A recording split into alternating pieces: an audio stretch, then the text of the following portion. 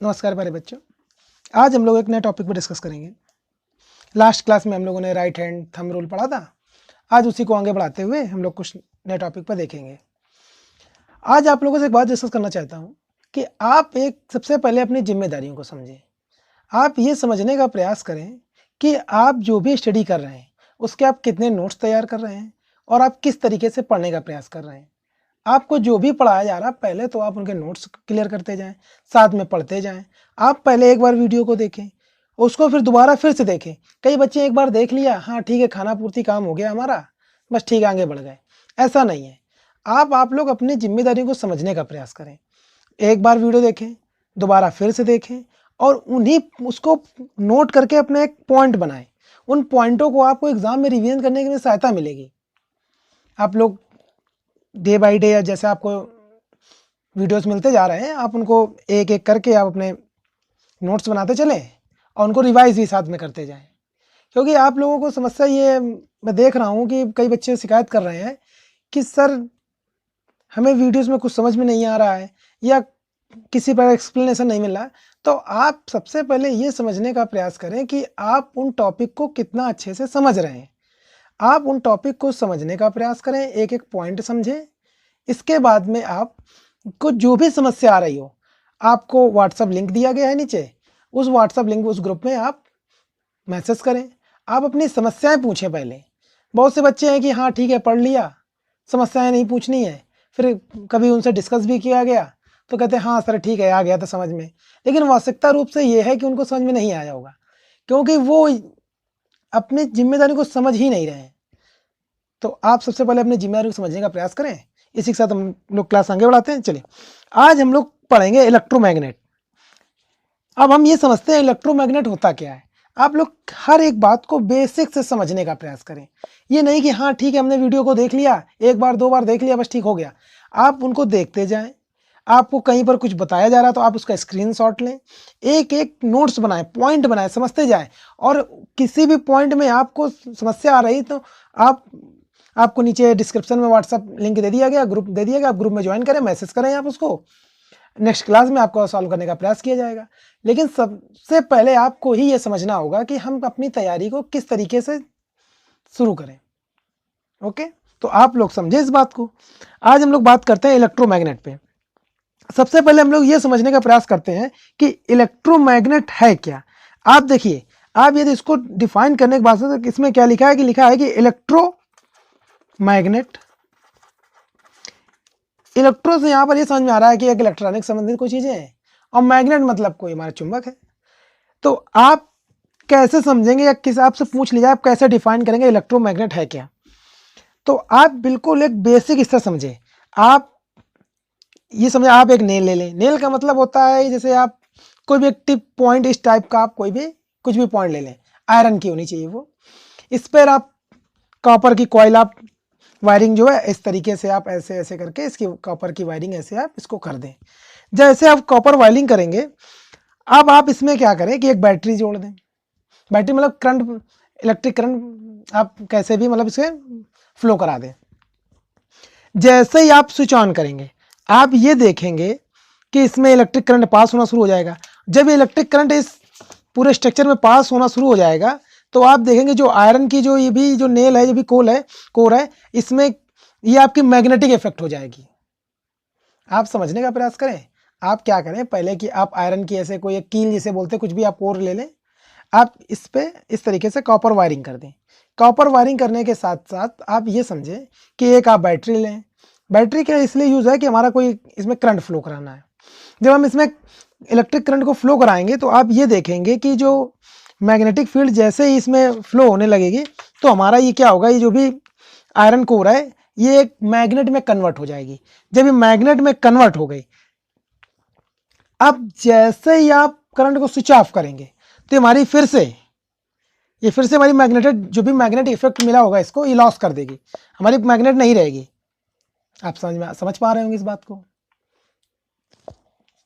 यदि इसके हम यूजेस की बात करें तो यूज में हम ये कहें आपसे, आप एक बार पहले स्ट्रक्चर के माध्यम समझे। यदि हम आपसे ये कहें, ये आपको मैं से कील बना दीजिए। अब हम आपसे कहें कि इस आयरन नेल पर इस तरीके से हम कॉपर वायरिंग कर दें, इसे समझने का प्रयास कीजिए। और यहाँ से हम ऐसे इस तरीके से आपको किसी बैटरी के द्वारा ऐसे आपको हम जोड़ दें, ऐसे जोड़ दें ऐसे मान लो करके। तो अब आप ये देखेंगे कि जैसे ही हमने इस बैटरी को ऐसे इसमें जोड़ा, कनेक्ट किया, तो इसमें इलेक्ट्रिक फ्लो होने लगा। जब इलेक्ट्रिक करंट फ्लो होने लगा तो ये जो हमारी आयरन नेल है ये हमारी मैग्नेट हो जाएगी। किस में कन्वर्ट हो जाएगी? मैग्नेट में कन्वर्ट हो जाएगी। और जैसे ही हमने इसको ऐसे बंद कर दिया तो ये हमारी फिर से जो भी मैग्नेटिक इफेक्ट, जो भी मैग्नेटिक फील्ड थी इसमें इसने गेन किया था वो लॉस कर देगी। ये हमारी फिर से मैग्नेट नहीं रहेगी, फिर से आयरन हो जाएगी। आप समझ पा रहे होंगे इस बात को। यदि हम इसके यूजेस की बात करें तो इसका यूज हमारा इलेक्ट्रिक डिवाइसेस में होता है और बहुत बड़े बड़े ऑब्जेक्ट होते हैं, जैसे आयरन जो फ्रॉम जो one place to another place ले जाने के लिए बड़े बड़े उसमें होता है, हमारा ऑब्जेक्ट में प्रयोग करते हैं। अब हम इसी को आगे बढ़ाते हुए समझें इलेक्ट्रोमैग्नेट को। अब हम बात करें परमानेंट मैग्नेट की। अब परमानेंट मैग्नेट सेम जैसा इलेक्ट्रोमैग्नेट है, सेम वही परमानेंट मैग्नेट है, बस डिफरेंस क्या है? डिफरेंस में यह है कि इलेक्ट्रोमैग्नेट में हम लोग यूज करेंगे सॉफ्ट आयरन का। आपको पता होगा ये हमारा जो आयरन नेल है हमारा सॉफ्ट आयरन होता है। अब जब हम परमानेंट मैग्नेट की बात करेंगे इसमें हम क्या करेंगे कि सॉफ्ट आयरन की जगह हार्ड स्टील का हम लोग प्रयोग करेंगे। ओके, सेम पोजीशन यही बनाएंगे हम लोग। जैसे ही हम लोग इसमें करंट को स्विच ऑन करेंगे, जैसे हमारा हार्ड स्टील में ये हमारा हार्ड स्टील जो होगा कन्वर्ट हो जाएगा मैग्नेट में। लेकिन यहां पर जैसे हम करंट ऑफ करेंगे तो ये हमारा मैग्नेटिक प्रॉपर्टीज लॉस नहीं करेगा। आप समझ पा रहे हो? परमानेंट मैग्नेट का मतलब ये होता है कि हमारा परमानेंट मैग्नेट रहेगा। और इलेक्ट्रोमैग्नेट का मतलब क्या है? जैसे ही हमने करंट ऑफ किया ये हमारा मैग्नेटिक इफेक्ट खो देगा। लेकिन परमानेंट मैग्नेट क्या होगा? परमानेंट मैग्नेट हम करंट को ऑफ करेंगे फिर भी ये हमारा मैग्नेट हो जाएगा। तो जो हार्ड स्टील होगी हमारी कन्वर्ट हो जाएगी इनटू अ परमानेंट मैग्नेट में। आप समझ पा रहे होंगे इस बात को। यदि आपसे इन्हीं बात पर डिफरेंस पूछ ले कि what is the difference between the electromagnet and permanent magnet, तो आप बता सकेंगे कि इसमें हम सॉफ्ट आयरन का प्रयोग करते हैं, यहाँ पर हार्ड स्टील या हार्ड आयरन का प्रयोग करेंगे। जब हम इसमें इलेक्ट्रिक फ्लो करेंगे तो मैग्नेटिक इफेक्ट हो जाएगा, ये भी हो जाएगा। लेकिन जैसे हम स्विच ऑफ करेंगे तो इलेक्ट्रोमैग्नेट लॉस कर देगा अपने मैग्नेटिक प्रॉपर्टीज को। लेकिन हमारा जो परमानेंट मैग्नेट है ये हमारा परमानेंट मैग्नेट जो है मैग्नेट ही रहेगा, ये प्रॉपर्टीज को लॉस नहीं करेगा। यहाँ तक हम समझ पा रहे होंगे। अब हम लोग एक डिस्कस करते हैं एक बात पर। हम लोगों ने बात किया था कि इलेक्ट्रिक फील्ड ऐसे बताया था लास्ट चैप्टर में, इस लास्ट क्लास में सॉरी, कि इस तरह की कोई इलेक्ट्रिक फील्ड है हमारी। अब हम लोग इसी पे या कुछ टॉपिक को अपने आगे बढ़ाते हुए बात करें, हम ये कहें कि इस इलेक्ट्रिक फील्ड पर कोई हम फोर्स अप्लाई करा दें आपको। एक हमारी जो इलेक्ट्रिक फील्ड है, जो इलेक्ट्रिक फील्ड हो रहा है, कोई फोर्स जो है एक चार्ज पार्टिकल है मूव कर रहा है इस इलेक्ट्रिक फील्ड पर या मैग्नेटिक फील्ड पर, सॉरी इस मैग्नेटिक फील्ड पर यदि हमारा कोई भी एक पार्टिकल्स, चार्ज पार्टिकल होना चाहिए, वो मूव कर रहा है, तो अब हम कैसे डिफाइन करें? हमने ये कहा कि ये हमारा मान लो जो V है ये हमारा चार्ज पार्टिकल है, ये हमारी फील्ड है, मैग्नेटिक फील्ड है। और मैंने आपको बताया था कि मैग्नेटिक फील्ड को हम लोग B से शो करते हैं। ओके, अब हम ये दिखाएं इसमें यदि कोई फोर्स लग रहा होगा तो फोर्स डायरेक्टली प्रोपोर्शनल, हमारा यहाँ पर जो फोर्स होगा वो डायरेक्टली प्रोपोर्शनल टू होगा चार्ज पार्टिकल के वेलोसिटी ऑफ चार्ज पार्टिकल के। V को वेलोसिटी बोलते हैं। चार्ज पार्टिकल हमारा कोई मूव कर रहा है किसी वेलोसिटी से। अब यहाँ पर बात करें जो हमारा फोर्स है वो भी डायरेक्टली प्रोपोर्शनल टू होगा मैग्नेटिक फील्ड के। इसी पॉइंट को आगे बढ़ाते हुए जब यहाँ पर कुछ बात करेंगे, अब हमारा कोई चार्ज पार्टिकल तो है ही, तो क्या जो चार्ज जो है इस पर चार्ज को हम जानते हैं Q से हम शो करते थे, तो ये भी डायरेक्टली प्रोपोर्शनल टू होगा हमारा फोर्स के। यदि अब यहाँ पर हम बात करें किसी एंगल के साथ कोई हमारा चार्ज पार्टिकल घूम रहा हो, कोई भी एंगल हो, तो वो एंगल भी डायरेक्टली प्रोपोर्शनल टू होगा हमारा फोर्स के। यदि इन सभी को हम एक साथ लिखने का प्रयास करें तो इनको हम ऐसे लिखा जा सकता है F proportional to V B Q sine theta. अब यदि हम यहाँ पर कोई कांस्टेंट यूज़ करें, प्रोपोर्शनल टू जब के हमने कांस्टेंट माना, तो हम ऐसा लिख सकते हैं QVB साइन थीटा। अब यहाँ पर यदि हम के की वैल्यू 1 यूज़ करें SI यूनिट के साथ में, तो हम ये कह सकते हैं यहाँ पर कि k इक्वल टू 1 वैल्यू हो जाएगी हमारी, F इक्वल टू, यदि हम कहें k इक्वल टू 1 हमारी वही SI यूनिट के साथ में, SI यूनिट के लिए 1 करें तो QVB साइन थीटा, ये हमारा एक फार्मूला हमें मिल जाएगा। ये हमारा फार्मूला जब आपसे कब कहा जाएगा, आपसे जब पूछा जाएगा कि आप बताइए force on a charge particle moving in a magnetic field, कोई भी एक फोर्स जो है ऑन अ चार्ज पार्टिकल जो मूव कर रहा है उसमें मैग्नेटिक फील्ड पे लग रहा है, तो आपसे इस बात पर डिस्कस किया जाए तो आप इस तरीके फार्मूले का यूज कर सकते हैं। अब आपसे ये कहा जाए यदि साइन थीटा इक्वल टू 90, तो आपको पता है साइन 90 की वैल्यू 1 होती है, तो आप इसको इस तरीके से भी लिख सकते हैं। इस पॉइंट को आप इस तरीके से बात भी कर सकते हैं आप। अब आपको मैंने ये डेरिवेशन प्रूव कराया, तो आप साथ में समझते तो चले ही चलें, जैसे ये प्रूव हो जाए तो आप क्या करें, आप इसका स्क्रीनशॉट लें। स्क्रीनशॉट लिखने के साथ, स्क्रीनशॉट जैसे आप लेंगे तो इसके स्क्रीनशॉट लेने के बाद में जब आप पूरे टॉपिक को अच्छे समझ लें, फिर जब दोबारा आप वीडियो को देखें तो उस वीडियो को आप पॉज करें। पहली बार में वीडियो आप पहले पूरा समझने का प्रयास करें, फिर जब दोबारा आप उसी वीडियो को देखें तो उसको पॉज कर करके अपने नोट्स तैयार करें, जो भी आप स्क्रीनशॉट ले रहे हो उनको लिखने का प्रयास करें। इस तरीके से आप एक एक पॉइंट जब करके अपनी पढ़ाई को आगे बढ़ाएंगे, तब आपको कहीं ना कहीं कुछ फायदा मिलेगा। आप समझने का प्रयास करें। आज हम बात करते हैं फ्लेमिंग लेफ्ट हैंड रूल पर। अभी ये तक हमने राइट हैंड थंब रूल पर बात की थी, आज हम बात करते हैं एक फ्लेमिंग साहब थे, उन्होंने हमें रूल दिया था लेफ्ट हैंड रूल। अब यदि हम बात करें फ्लेमिंग के रूप में, तो आप इस प्रोसेस समझे, ऐसे आप समझने का प्रयास करें। यदि हम ये कहें, आप समझने का प्रयास करें इस तरीके से, यदि हम इस तरीके का यूज करें तो आप ये कह सकते हैं ये जो हमारा अंगूठा है, बस समझने का प्रयास कीजिएगा आप। इस तरीके के स्ट्रक्चर बनाएं आप। जो हम बात करें आपसे, जो हमारा थंब है, ये हमारा थंब जो है फोर्स की डायरेक्शन को शो कर रहा है, फोर्स की डायरेक्शन को। ये जो हमारी फोर फिंगर है, ये हमारी फोर फिंगर शो कर रही है मैग्नेटिक फील्ड को, और ये हमारी मिडिल फिंगर है। आप समझ रहे हैं, बीच की उंगली जो है जिसे बोलते हैं सेंट्रल फिंगर बोलते हैं, ये हमारी शो कर रही है डायरेक्शन ऑफ मोशन को, कि जो पॉजिटिव चार्ज है जिसका मूवमेंट है वो किस तरफ हो रहा है, ये शो करे। यदि इसी को यदि हम पेपर में शो करना चाहें तो हम ऐसे कर सकते हैं। ये हमारा फोर्स, ये हमारी मैग्नेटिक फील्ड, और ये हमारा इलेक्ट्रिक करंट, यानी कि मूविंग ऑफ पॉजिटिव चार्ज। इस तरीके से इसको हम डिफाइन कर सकते हैं। आप समझने का प्रयास कीजिए। यदि हमसे कहा जाए कि आप बताइए what is the Fleming left hand thumb rule, तो आप ये कहेंगे, आप ये कहने का प्रयास करिए कि आप कहिए कि जो हमारा जो अंगूठा जो है वो हमारा फोर्स को रिप्रेजेंट कर रहा है, जो हमारी फोर फिंगर है वो डायरेक्शन ऑफ मैग्नेटिक फील्ड को रिप्रेजेंट कर रही है, और जो हमारी मिडिल फिंगर है या सेंट्रल फिंगर है वो डायरेक्शन ऑफ मोशन, यानी कि पॉजिटिव चार्ज के जो मोमेंट हो रहा है सॉरी, उसको शो कर रही है। आप समझ रहे हैं यहां से। अब हम इसी के साथ आगे बात करें, एक प्रूविंग, इसी के साथ हम प्रूविंग कराएं इसी में, तो आप इसको इस तरीके से भी कह सकते हैं। यदि हमारा ये फोर्स के साथ, हम मैग्नीट्यूड फोर्स के साथ में प्रूविंग इसी बात की हम करें, तो आप ये कह सकते हैं कि हमारा जो फोर्स होगा डायरेक्टली प्रोपोर्शनल टू होगा हमारा इलेक्ट्रिक करंट के या करंट के, और यहीं पर हमारा फोर्स जो होगा डायरेक्टली प्रोपोर्शनल टू होगा मैग्नेटिक फील्ड के। आप समझ पा रहे होंगे।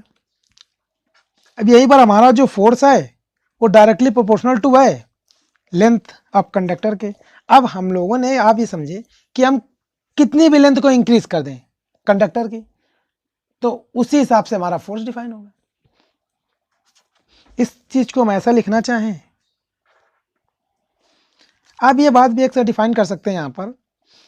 चलिए पहले आप यहां पर समझ ही लीजिए कि यदि आपसे कोई एंगल की बात कह दे, कभी कभी एंगल की बात नहीं कहता, लेकिन हमारे साथ कभी एंगल की बात कह दी उसने कि आप हमारे जो 4 फिंगर हैं, इस तरीके से जो हमने 4 फिंगर बना के रखी है, हमारी किस एंगल पर फोर्स है या मैग्नेटिक फील्ड है या इलेक्ट्रिक करंट है, कोई एंगल डिफाइन कर दे, तो आप ये भी कह सकते हैं कि जो फोर्स होगा डायरेक्टली प्रोपोर्शनल टू होगा हमारा किसी एंगल के। यदि इन सभी को एक साथ में लिखने का हम प्रयास करें तो ऐसे लिख सकते हैं। यहीं पर आपके कांस्टेंट मानिए, कांस्टेंट जैसे हम मानेंगे वैल्यू को, तो आप बोल देंगे एफ इक्वल टू का BIL साइन थीटा। आप ये समझने का प्रयास करें, आप 10 सेकंड इसको देखें। जैसे मैंने पहले आपसे अभी कहा था कि आप एक बार समझ लें, समझने का फिर से आप स्क्रीनशॉट लें, क्योंकि आपको स्क्रीनशॉट लेकर के नोट्स बनाने में सहायता मिलेगी। आप एक एक पॉइंट को धीरे धीरे से समझने का आप लोग प्रयास करें। बहुत से बच्चे होते हैं, हाँ देख लिया, समझ में आ गया सर, ठीक है आगे बढ़ गए। ऐसा नहीं है। हम किसी चीज़ पर जब तक एक एक थोड़ी थोड़ी मेहनत नहीं करेंगे, तब तक हम किसी चीज़ को समझ ही नहीं सकते हैं। हमें जब तक से लगना पड़ता है। बहुत से बच्चे कहते हैं कि sir offline class online class में डिफरेंस है। आप ये समझे कि ऑफलाइन क्लास में या हम थोड़ा तेज भी पढ़ा देते हैं, लेकिन ऑफलाइन क्लास में आपको एक एक बात को, एक एक पॉइंट को आपसे डिस्कस किया जा रहा है। आप इसको समझे, बस ये आप पे डिपेंड करता है कि आप उस चीज़ को आप कितना मेहनत करना चाहते हैं अपने यहाँ। कि जैसा आप देख रहे हैं लॉकडाउन आपका 17 मई तक और भी आगे बढ़ गया है, तो अब आपको अभी तो इसी माध्यम से आपको पढ़ाई करना है, तो आप इसी को, जो आपका समय ये बर्बाद ना हो, आप इसी समय को यूज़ करें। जब हम लोग ऑफलाइन होंगे तो हम लोग उसी बात को और अच्छे से एक बार डिस्कस कर सकते हैं, लेकिन यदि हम लोग उसी बात को शुरुआत से डिस्कस करना पड़ जाएगा तो वहाँ पर गंभीर परिस्थिति हो जाएगी और काफ़ी सामना, बहुत समस्या जनरेट क्रिएट हो जाएगी। एक प्रॉब्लम जो होगी क्रिएट होगी, बहुत काफ़ी डिफिकल्ट हो जाएगी। तो हम लोग इसी बात को समझने का प्रयास करें, एक एक बात समझें और किस तरीके से हम लोग इनको यूज़ कर रहे हैं, कैसे बताया जा रहा है। आपको कहीं नहीं आ रहा तो आपसे पहले ही बताया गया है, डिस्क्रिप्शन बॉक्स में व्हाट्सएप का लिंक दिया गया, आप ग्रुप को ज्वाइन करें, आप वहाँ मैसेज करें। आप लोगों में समस्या यही कि आप लोग कुछ बताना नहीं चाहते हैं, सब के सब ज्ञाता हैं। समझने का प्रयास करें। अब हम लोग कुछ छोटी छोटी डिफिनेशनों पे बात करते हैं जो कभी एग्जाम में 1 या 2 नंबर की पूछ ली जाती हैं। इससे पहले आप लोगों को होमवर्क ये आप लोगों का रहा है कि आप लोग जो भी डीसी इलेक्ट्रिक मोटर है, डायरेक्ट जो करंट है आपके, इसका जनरेटर आपको दिया गया है, ये आप कभी बड़े टॉपिक हैं, ये आपको डिस्कस किया जाएगा इस बात पर, लेकिन आप पहले इनको पूरा एक बार रीड करें, समझने का घर में खुद से प्रयास करें। नेक्स्ट क्लास जो होगी आपको इन दोनों को ही आपको डिफाइन कर दिया जाएगा, इससे आपका चैप्टर खत्म हो जाएगा। क्योंकि ये जनरेटर हो गया आपका, डीसी मोटर, ये आपके 101% आप समझ लें, आपको एग्जाम में आते ही आते हैं, किसी न किसी सेट में आपसे पूछे जाएंगे। तो ये काफ़ी इंपॉर्टेंट भी है, तो इस पर आप 1-2 बार खुद से पहले रीड करें, समझने का प्रयास करें, फिर आपको जब क्लास में डिस्कस किया जाएगा इस बात पर तो आप इजीली से इस बात को समझ सकते हैं। तो हम लोग छोटी छोटी डिफिनेशन को बात करते हैं। जैसे आपसे कहा जाए कि आप डायरेक्ट करंट बताइए, व्हाट इज अ डीसी, तो डीसी का मतलब ये होता है डायरेक्ट करंट। अब एक बात समझे, डायरेक्ट करंट क्या है? डायरेक्ट करंट जो होता है ऑलवेज फ्लो सेम डायरेक्शन। समझने का प्रयास करें, direct current flow always in the same direction, this is called current is a direct current. आप ये समझने का प्रयास करें। यदि आपसे कहा जाए, फिगर के माध्यम समझाने का प्रयास किया जाए आपसे, ये आपकी कोई इलेक्ट्रिक करंट है, यहाँ पर टी आपको ले लिया जाए, तो आपका जो भी करंट होगा सीधे सेम डायरेक्शन में। लेकिन यहीं पर आपसे बात की जाए, आप समझ सके होंगे डायरेक्ट करंट क्या होता है। अब आपसे हम बात कर रहे हैं एसी। एसी मतलब अल्टरनेटिंग करंट। अल्टरनेटिंग करंट का मतलब यही होता है कि if current change its direction after regular interval. मतलब देखिए डीसी का सेम डायरेक्शन में, जबकि एसी की बात ये कही जा रही है, आप समझने का प्रयास करें। आपसे एसी कहा जा रहा है कि ये रेगुलर इंटरवल में अपनी डायरेक्शन को इस तरीके से ऐसे चेंज करे, रेगुलर इंटरवल में अपनी डायरेक्शन को क्या करता चले, ये अपनी डायरेक्शन को चेंज करता चले। ये आपको आई, ये टी पर सेकंड आपको बता दिया जाएगा, टाइम जो होगा सेकंड में, यहाँ पर पॉजिटिव चलता है, इधर निगेटिव चलता है, इस तरीके से चलता रहता है। आप समझ रहे होंगे। एसी में और डीसी में आपसे डिफरेंस पूछा जाए तो आप बता सकते हैं। अब आपसे यदि ये कहा जाए कि आप इलेक्ट्रिक फ्यूज बताइए, तो आपने देखा होगा घर में जो छोटे छोटे वायर्स जो लगे होते हैं, हमारा उसी में कहीं ना कहीं इलेक्ट्रिक फ्यूज लगा होता है।